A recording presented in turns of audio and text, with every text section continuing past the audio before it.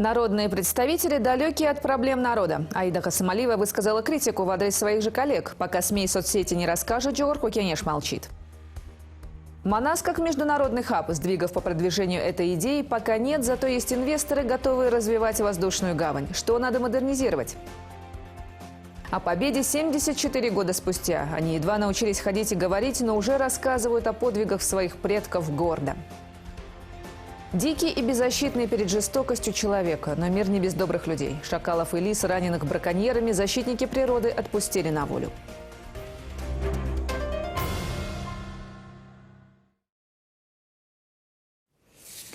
Эти и другие новости сегодня в эфире. Здравствуйте, в студии Айджан Казакбаева. На Дамира Мусакеева, телохранителя экс-президента Алмазбека Атамбаева, также ранее возглавлявшего 9-ю службу ГКНБ, возбудили уголовное дело. Открыто оно на основании несоответствия его официальных доходов и имеющегося у него имущества. По данным Генеральной прокуратуры, в СМИ не раз публиковались материалы с перечнем домов и квартир, которые принадлежат близким родственникам Дамира Мусакеева. После сверки с данными госрегистрационной службы действительно выяснилось, что вся недвижимость, оформленная на его мать, отца и двоюродного брата, была куплена в период с 10 по 17 годы, тогда, когда он был сначала заместителем, а потом и начальником госохраны в составе ГКНБ. В Генпрокуратуре отметили, что общая рыночная стоимость этих владений составляет более 20 миллионов сомов, при том, что официальные доходы Дамира Мусакеева и всех его родственников вместе взятых не могли позволить им приобрести такую собственность. На сегодня все эти факты зарегистрированы, и по признакам статьи «Незаконное обогащение» начато досудебное производство. Бывший председатель ГРС, а ныне советник президента по вопросам цифровизации Дастан Догоев задержан. Такую информацию распространили сегодня СМИ. В свою очередь, Тату Мамбиталиева, директор общественного фонда гражданской инициативы интернет-политики, сообщила, что Догоева еще утром забрали на допрос сотрудники ГКНБ. В течение 5 часов от него не было информации, а после позвонила супруга Дастана Догоева, рассказала, что ее муж просит предоставить ему адвоката, так как его не отпускают. Тем временем Госкомитет нацбезопасности опроверг, что задержал Догоева, и назвал информацию недостоверной. Предполагается, что это связано также с делом о нарушениях при проведении тендера на изготовление бланков для биометрических общегражданских паспортов. Победа литовской компании «Гарсу Пасаулис» уже аннулирована, а арестовано 3 чиновников. Это глава госпредприятия «Инфоком» Талант Абдулаев, статс-секретарь Данияр Бакчиев и заместитель председателя ГРС Руслан Сарыбаев. 22 марта в рамках этого дела следователь ГКНБ ходатайствовал перед следственным судьей Первомайского района столицы о разрешении провести выемки у советника президента Дастана Догоя и экс-главы ГРС Алины Шаиковой. Еще 3 врачей задержали по возобновленному делу о незаконном освобождении Азиза Батукаева. Это подтверждают на Центре по предупреждению пыток, так как его сотрудники сообщили, что навестили в изоляторе временного содержания столицы экс-начальника управления медико-санитарного обеспечения ГСИН, сотрудника Минздрава и главврача Центральной больницы колонии номер 47. Комментариев по поводу новых задержанных в МВД пока не дали. Напомним, ранее арестованы были 2 медиков – онколог Эмиль Макимбетов и лаборант Центра гематологии Ирина Цопова. Бывший директор Центра гематологии Абдухалим Раимджанов содержится под домашним арестом. 3 погибших в ДТП в Ужской области, среди них грудной ребенок. Авария случилась накануне вечером около 5 часов на участке дороги Ош-Араван неподалеку от цементного завода. Выезд на встречную полосу повлек за собой лобовое столкновение и гибель пассажиров. По предварительной версии, нарушение совершил водитель Тойоты Ипсум, но и жертвами стали ехавшие в «Жигулях». На месте погибли водитель, пассажиры и 2-месячный малыш. Еще 4 человека, получившие разные травмы, доставлены в больницу. А вот 2 граждан из Тойоты не пострадали. Милиция изучает обстоятельства аварии. На месте ДТП побывала Гульджан Алтымышбаева. Накануне около половины 5-го вечера в селе Ачи Араванского района произошло крупное ДТП. В результате аварии погибли 3 и 6 с различными травмами были доставлены в больницу. Авария произошла именно на этом участке автотрассы Ош-Араван, напротив Араванского цементного завода. По данным милиции, Тойота Ипсум, ехавшая со стороны города Ош в сторону Аравана, выехала на встречную полосу и столкнулась с «Жигулями». 2 взрослых пассажиров и 1 2-месячный младенец скончались на месте. Кроме 3 погибших пассажиров «Жигулей», еще 3 пострадавших находятся в реанимации. Один из них – отец погибшего младенца. Состояние 3 пациентов врачи оценивают как стабильно тяжелое. Мать малыша и еще 2 человека в травматологии. У них состояние средней тяжести, говорят врачи районной больницы Аравана. Сейчас в нашем отделении находится 3 женщин, пострадавших в результате этой аварии. У всех 3 сотрясение головного мозга, ушибы мягких тканей по всему телу. Переломов нет. Мы сделали ультразвуковые исследования, которые показали, что у пациенток нет повреждений и травм внутренних органов. Их жизни ничего не угрожает. Они получают всю необходимую медицинскую помощь. С начала года в Волжской области произошло 164 ДТП. В результате погибли 39 граждан. 266 получили различные ранения.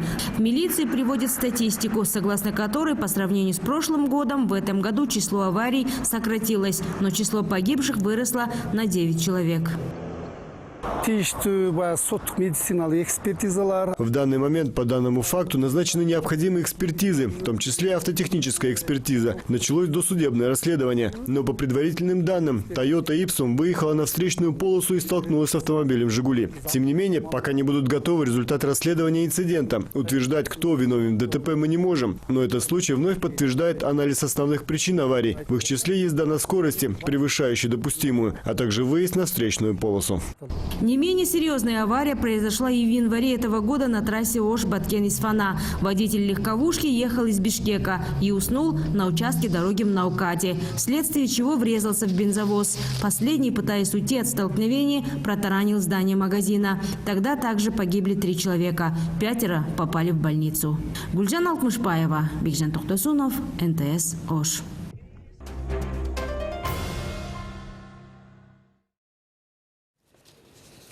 Быть активнее и инициативнее призвала сегодня депутатов Джогорку Кенеша вице-спикер парламента Аида Касымалиева. В последнее время, заявила она, именно гражданские активисты и журналисты поднимают наболевшие социально значимые вопросы. Вопросы, которые должны были поднимать депутаты, но этого не происходит.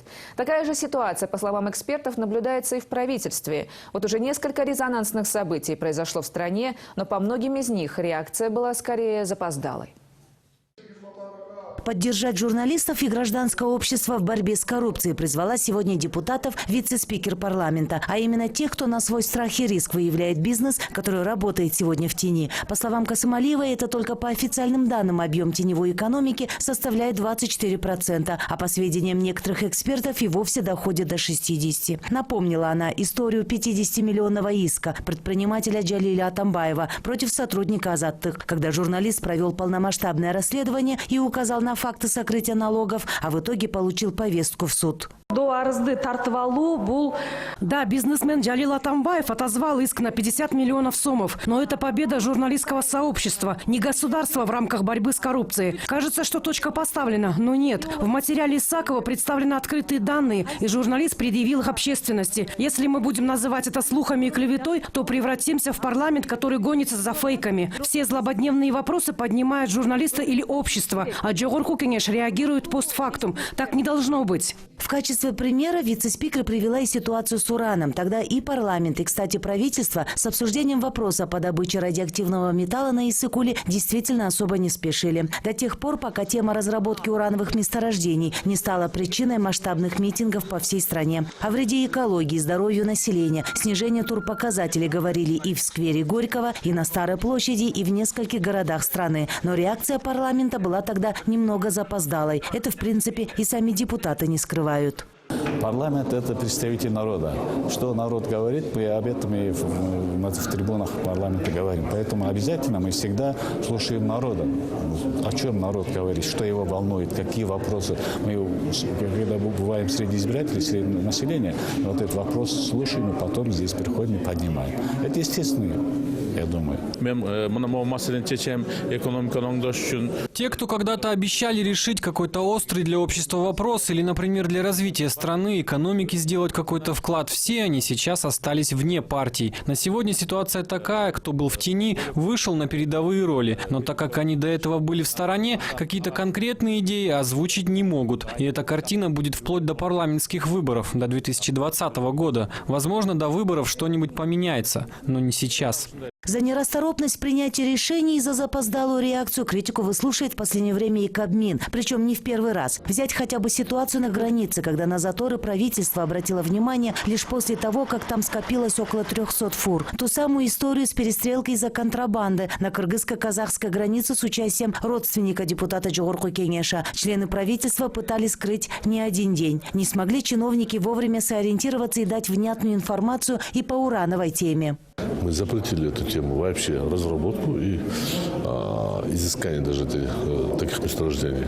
И такой законопроект разработан депутатами, сейчас по процедуре должен пройти соответствующее обсуждение. И, как вы слышали, правительство тоже согласилось. Это, конечно, хорошо, но, к сожалению, оставляет лишь то, что эта инициатива была не правительства, не депутатов. Это народ выступил против. Поэтому я считаю, что исполнительная власть не дорабатывает. Поэтому я и предлагал поставить оценку неудовлетворительно. И, к большому моему сожалению, мне кажется, я все-таки прав. Это правительство не справляется со своими обязанностями. В мире очень много таких примеров, особенно в 90-х годах, в последнее время, как гражданские лидеры, как лидеры гражданского общества достигали больших политических высот в своих странах. Поэтому, я думаю, это очень хорошо, это очень положительная тенденция, когда гражданское общество имеет собственное мнение. Но при этом мы должны это все делать в рамках правил, которые и правил, и этикета, нормы правил и протокола, которые имеются в развитых странах. Кстати, о том, что с некоторым опозданием правительство приняло решение остановить всю работу на участке Кызылом-Пол, говорил и президент Сооронбай Жээнбеков. По словам главы государства, такой большой резонанс в обществе случился как раз-таки из-за равнодушного отношения правительства по этому вопросу. Ильнура Бекбасарова, Ирлан Кемельбеков, НТС. Правительство начинает искать инвесторов для реконструкции аэропорта Манас. Об этом накануне заявлено на рабочем совещании в Кабинете министров. С тем, чтобы не только модернизировать инфраструктуру воздушного порта, но и качественно повысить уровень обслуживания пассажиров. А их поток в год составляет более 3,5 миллионов человек. По словам экспертов, работы предстоит много. Если Кыргызстан хочет составить конкуренцию другим странам в вопросе авиасообщения и, наконец, стать перевалочной базой в сердце Азии, деньги нужно вкладывать немалые.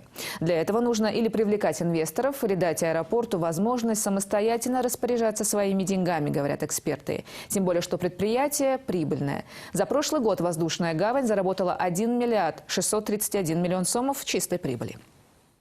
Гражданская авиация требует серьезных вложений. Во всем мире развитию аэропортов уделяется большое внимание, а Кыргызстан начал серьезно отставать. Чиновники говорят, если наша страна хочет конкурировать с соседями по региону и стать международным хабом, то нужно где-то искать средства. Сегодня есть ряд инвесторов, которых Кабинет министров готов привлечь к этой работе. По итогам лучших предложений наших международных партнеров мы начнем, так скажем, процесс реализации наших аэропортов с учетом специфики нашего региона, с учетом специфики развития наших аэропортов, что позволит привлечь в Кыргызскую республику, так скажем, добросовестных и известных инвесторов в части модернизации наших аэропортов. Именно вот по итогам того анализа, который нам осуществляют наши международные партнеры, будет уже ясно, по какой модели мы пойдем, будет ли это ГЧП, будет ли это конкурс или еще другие предусмотренные нашим законодательством, так скажем, процесс отбора инвестора. Это будет ясно в скором времени. Эксперты говорят, направлений, по которым необходимо вести работу, очень много. И это не только развитие инфраструктуры аэропортов, но и улучшение работы с пассажирами. Сегодня уровень аэропорта Манас далек от того, который требуется для полноценного авиасообщения и обслуживания пассажиров на мировом уровне. Поэтому Кабмину стоит разработать комплекс мер в этом направлении, считают эксперты. В аэропорте Манас, во-первых, надо вторую взлетно-посадочную полосу строить, потому что с одной посадочной полосой многопропускная способность ограничена. Опять же, надо строить там для обработки, так сказать, пассажиров и грузов. Это же прием большого количества, чтобы он готов был, аэропорт. Сейчас мы вот открытое небо объявили, но это не значит, что завтра автоматически все самолеты могут сесть. Потому что для них надо создавать условия. Это те грузы, которые они привозят или вывозят, их нужно обрабатывать, грузить, разгружать. То же самое с пассажирами, то же самое с заправкой. Пока у нас не будет нормальной дешевой заправки, никто у нас садиться толком не будет. Депутаты говорят, аэропорт Манас вполне мог бы сам себя модернизировать, если бы больше средств государство оставляло на развитие воздушной гавани. На сегодняшний день это одно из самых прибыльных предприятий в стране. Поэтому, если правительство все же решит пригласить инвесторов в этот проект, проблем с поиском желающих не будет. У нас Манас – это один из важных хабов Кыргызстана, поэтому желающих очень много. И тем более, как ГЧП, государственно-частное партнерство, тоже желающих много. Мы просто должны решить, мы сами будем делать или через государственный. Но аэропорт Манас сам по себе тоже очень финансово устойчивая у нас компания. После Комтура внутри Кыргызстана он где-то год зарабатывает от 2 до 2,5 миллиардов сомов. Поэтому если как бы обновлять или строить частично или как бы и поэтапно, он сам может. По какому пути пойдет правительство, станет ясно после изучения всех предложений. Потенциальных инвесторов в кабинете министров пока не называют. Ранее турецкий холдинг ТАФ Аэропортс Мустафы Шенера был готов взять аэропорт Манас в доверительное управление. Тогда тоже шла речь об инвестировании в модернизацию 2 международных аэропортов – Манас и Ош. Тот факт тогда вызвал возмущение общественности. Главный аргумент заключался в том, что аэропорт – это стратегический объект. Игорь Потанин, Асхат Ибраимов, НТС. 4 пансионата на побережье озера Иссык-Куль остаются в ведении Кыргызстана. В фонде госимущества заявили, что «Золотые пески», «Рахат НБУ», «Диларом» и «Бостон» сегодня находятся в управлении предприятия «МУЛК» и не были возвращены обратно Узбекистану. Отметим, что в 2016 году эти центры отдыха, которыми ранее пользовался Узбекистан, были переведены под юрисдикцию нашей республики. Это тогда вызвало возмущение соседей. Они заявили, что было нарушено соглашение между государствами бывшего СССР от 1992 года о пользовании объектами, которые после развала Союза оказались на территории другой республики, и подали в Международный суд. Рассмотрение дела по иску узбекской стороны продолжается. В начале мая, отметили в Кабмине, арбитражный трибунал вынес решение о том, что у них есть юрисдикция рассматривать данный вопрос по существу. В этой связи кыргызская сторона тщательно изучает аргументы Узбекистана и готовит свою доказательную базу.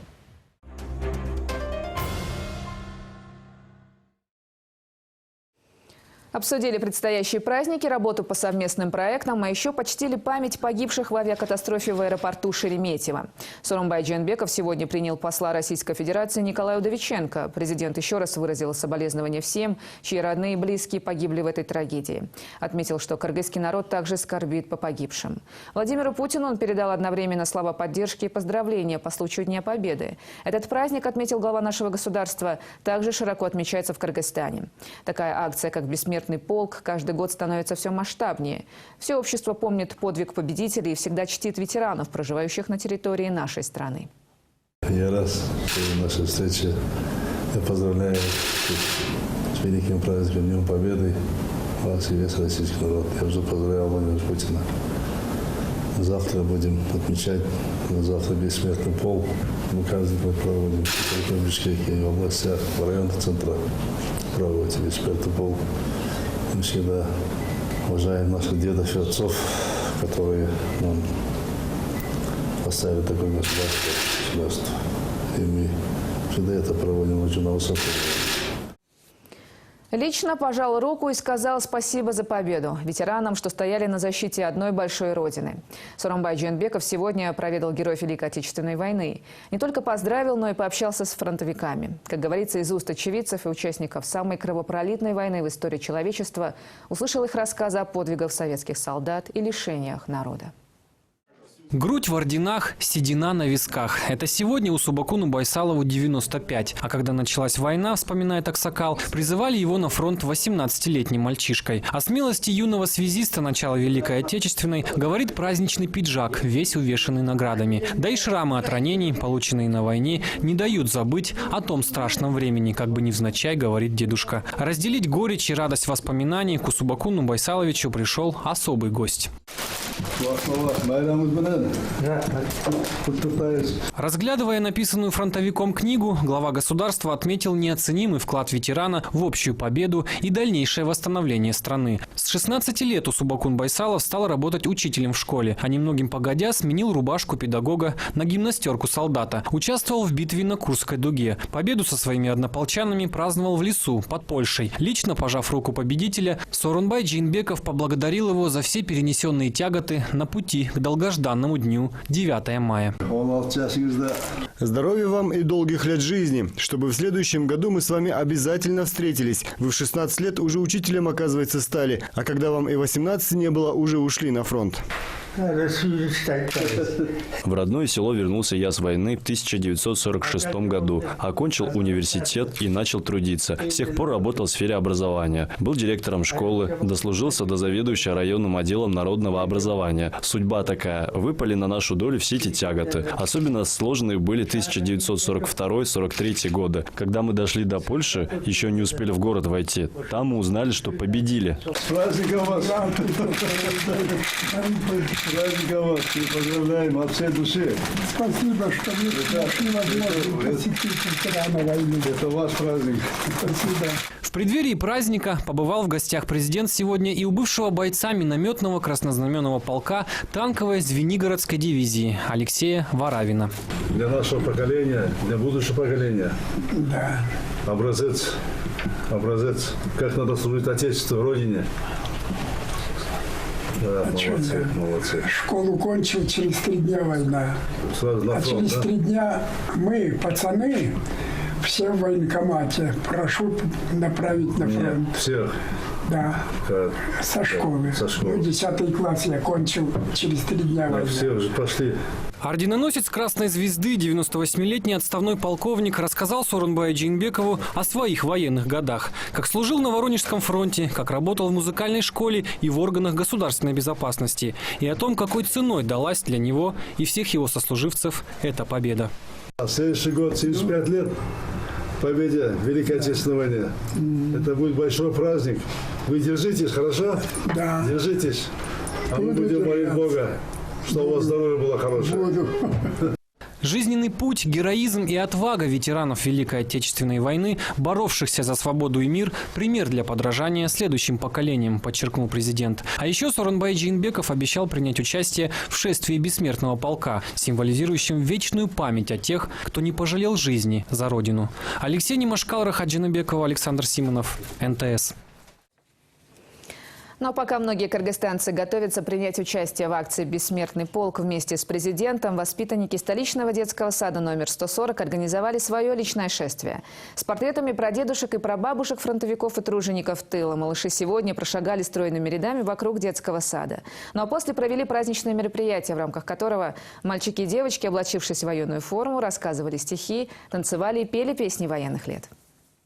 Как хорошо проснуться на рассвете, как хорошо, что ночью снятся сны, как хорошо, что кружится планета, как хорошо на свете без войны. Конечно, эти дети еще не понимают, какой ценой одержали победу в той войне наши предки. Ужасные страницы истории вписаны в летопись каждой семьи во всех странах бывшего Союза, и не только. Второй год подряд в 140-м детском саду проводят в канун 9 мая утренники.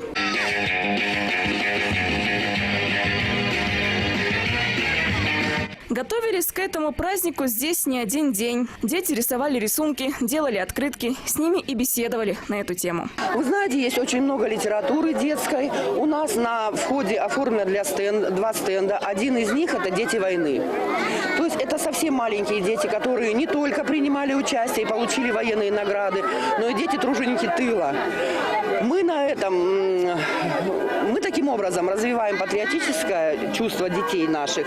Кроме этого, дети сейчас, конечно, родители балуют их, самые любимые чада. Но видя на фотографиях маленьких своих сверстников, которые стоят за станком, которые выпекают хлеб, все, что делается для победы, конечно, в сознании детей это откладывается. А теперь вот сценки, песни и танцы. Как все начиналось. Как фашисты объявили войну Советскому Союзу. В этом году планета празднует 74-ю годовщину Великой Победы. У нас вот бабушка Татьяна Федоровна, она ветеран войны была. Она умерла у нас в 2012 году, нам ее очень не хватает. Она была патриотом своей родины, партизанка в Ставропольском крае. Про войну она очень нам мало рассказывала. Это для нее очень было переживательное время. Она всегда плакала и говорила, я не могу говорить, поэтому я очень мало знаю. Вот. Но она была очень такой добрый человек, отзывчивый. Вот. У нас вот в семье 2 детей, и И мы стараемся их воспитывать в любви, согласии. Вот. И детям я всегда рассказываю, какое это было тяжелое военное время и как было бы здорово, чтобы никогда больше не было войны. Без таких мероприятий, говорят воспитатели, дети просто бы не знали, что такое война. А теперь они сами рассказывают о своих предках, воевавших в 40-х, о ефрейторах, сержантах, капитанах. Он возил продукты в другие страны, чтобы накормить разных там детей, чтобы они были сыты и воевали дальше. Это мои прапрадедушки. Он был, его зовут Джумадыр, его Каны. Он был танкистом, а он был старшим сержантом. Они служили на войне. Он, когда вернулся из войны, он умер от ранения. Это мой деда Боря, который воевал на войне с другими дедушками. Он воевал в войне, как другие все остальные дедушки. Он пытался защитить мир, как другие все дедушки тоже. Я его люблю, своего дедушку. Он очень классный. Я один раз к нему ездила, приезжала, навещала его. С этими портретами дети встали в строй. Не раз они со своими родителями проходили в составе памятной колонны по улице Баатик-Батыра до площади Победы. Бессмертный полк шагает по территории детского сада. Каждая девчонка и каждый мальчишка несет портрет своего героя, своего прапрадеда. Завтра в Бишкеке, в День Победы, пройдет бессмертный полк уже в другом виде. Взрослые понесут портреты своих героев. Анастасия Соболева, Владимир Кубалдиев, НТС.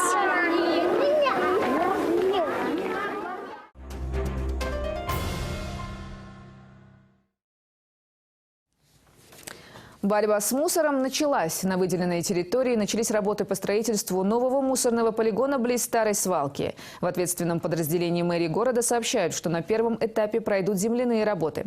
В данное время на объекте уже работает техника, экскаваторы и грузовики. Идет работа по выравниванию площадки. Затем подготовят углубления для изготовления мембраны, препятствующие поступлению инфильтратов в грунтовые воды. Весь грунт, полученный на новом полигоне, отправят на рекультивацию старой свалки. Ее планируется закрыть и впоследствии высадить там зеленые насаждения. Новый полигон должен заработать к 2020 году. Ликвидировать гектары постоянно тлеющих отходов планируется на кредит от Европейского банка реконструкции и развития, договоренность о котором была подписана еще в 2013 году. И все это время муниципалитет не начинал рекультивацию и строительство нового полигона. Общая сумма 22 миллиона евро, половина грант. Новый полигон расположен возле старого полигона. Общая площадь двух полигонов составляет 57 гектаров. 30 гектаров – это площадь нового полигона, 27 гектаров старого полигона. И на следующий год, буквально вот в августе, будут подведены условия конкурса по тендеру для строительства мусоросортировочного завода. Это именно сортировочный завод, потому что город Бишкек не производит столько мусора, чтобы делать большую переработку и чтобы он становился рентабельным. Поэтому будет построен именно сортировочный завод. Беспокоятся и не хотят расставаться. Но дикие животные должны жить на воле. 2 лисенка и уже подросший и окрепший щенок шакала сегодня снова оказались в дикой природе ущелья Кигиты Чуйской области. В течение нескольких месяцев сотрудники общественного реабилитационного центра и по совместительству зоопарка выхаживали этих зверей. Их мать застрелили браконьеры, а детенышей подкинули защитникам природы. И таких подкидышей в этом приюте для животных десятки. Заведует им Владислав Шевченко. Сегодня под его опекой около 30 видов животных, в числе которых барсуки, обезьяны, волки, дикобразы и многие другие представители фауны, которых, наигравшись, выбросили люди. Спустя полгода реабилитации 2 7-месячных лисенка и почти годовалый шакал были выпущены в естественную среду обитания здесь, в Кигитинском ущелье, в 40 километрах от города Токмак. Кроме того, что здесь, в этой зоне, запрещено охотиться, по словам егерей, для этих зверей здесь очень хорошая кормовая база. В руки к людям лисята попали в 2-недельном возрасте. Их мать застрелили браконьеры. Зверят выходили и окрепшими вывезли в дикую природу. Теперь за ними будут приглядывать местные егери. У нас впервые такое. Сирот-лисиц приютили, выходили и выпускают опять в дикую природу. Не было еще такого. Это охраняемая зона. Здесь егери, лесничие смотрят за порядком. Браконьеры бывают, конечно, но в этом году не было еще ни одного случая незаконной охоты. Лис сейчас вообще мало стало, особенно когда увеличилась популяция шакалов. Есть, конечно, и другие хищники. В этих краях сейчас лисиц не больше 100 особей. Необходимо охранять их, чтобы их численность восстановилась.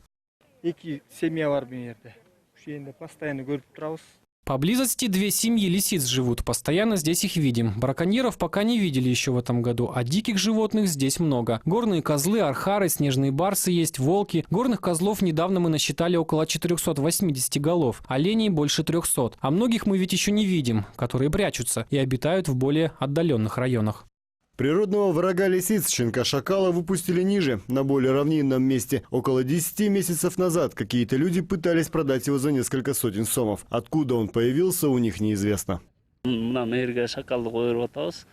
Мы выпустили именно здесь, потому что это место немного дальше от населенного пункта. И это совсем не означает, что он приживется именно здесь. В течение уже нескольких часов он может снова оказаться в окрестностях Бишкека. Эта местность привлекает шакалов. Здесь очень большая их популяция. Им есть чем здесь кормиться. И это не только живая добыча, но и разные фрукты, даже арбузы, в отличие от лис, которые такое не едят. По словам главы реабилитационного центра Владислава Шевченко, к ним в приют попадают животные самых разных видов, вплоть до экзотических. Подобную акцию они проводят не впервые, возвращают всех, кого еще не поздно вернуть в их естественную среду обитания после курса реабилитации. Таких же животных очень много к нам попадают в центр. Люди не совсем хорошо, относятся к нашим братьям, нашим меньшим. Бывает, приносят даже продать, купите. Мы начинаем объяснять людям, что так делать нельзя. Вы лучше оставьте животное, мы пролечим, подрастим его и выпустим на волю. И данные животные, они не созданы для домашних условий. Многие завозят тех же лисят, как домашних собак. Воспитывают, лисенок подрастает, начинает где-то прикусывать, где-то кусаться. Просто бывает, людям надоедает, и они всячески от него избавляются. А, к сожалению, такие лисы, у них судьба еще хуже, чем у этих, потому что такие лисы уже на природу, шансов очень мало, что они выживут. Потому что они привыкают к человеку. Лама, европейская лань, волк, павлин и мангуст, яванские макаки, сурикаты и даже индийский дикобраз. Всего около 30 видов животных. После того, как в собственном доме у Владислава не осталось места для содержания найденышей, муниципалитет выделил активисту площадь под зверинец в одном из парков южной части города. Многие из них нашли здесь свой дом уже навсегда. Либо среда их обитания находится за много километров отсюда, либо уже однозначно ясно, что после многих лет проживания с помощью людей в дикой природе этим питомцам уже не выжить. Болт Исаев, Фурмат Бамбиталиев, НТС. 5 часов 35 минут и 3 секунды на вершину Эльбруса и обратно. Мировой рекорд установила наша соотечественница-альпинистка Анна Оглоблина. Она одержала победу в скоростном восхождении на высочайшую точку Европы. Это соревнование прошло накануне в Кабардино-Балкарии. Участие в нем приняли более 250 альпинистов из 20 стран. Отмечается, что пройти необходимо было 12 километров с набором высоты в 3 километра 300 метров. Кыргызстанка Анна Оглоблина первая достигла вершины, опередив ближайшую преследовательницу почти на 10 минут. Это новый мировой рекорд среди женщин. На этом все. Эти и другие новости, вышедшие в эфире, смотрите и читайте на нашем сайте nts.kg. Оставайтесь с нами.